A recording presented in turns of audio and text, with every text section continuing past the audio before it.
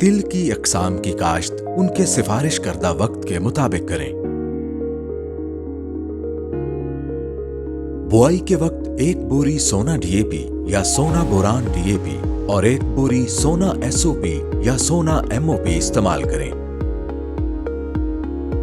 बुआई के 15 से 20 दिन के अंदर नए निकलने वाले पौधे को दीमक से खास खतरा होता है, इसलिए बेहतर अफादियत वाली सोना यूरिया नीम कोटेड की आधी बोरी पहले पानी पर, जबकि बाकी आधी बोरी दूसरी आबपाशी के साथ इस्तेमाल करें। तिल की काश्त के मुतालिक मजीद मालूमात और रहनुमाई के लिए मुफ्त हेल्पलाइन 0800 00332 पर राब्ता करें या FFC की वेबसाइट मुलाहिजा करें।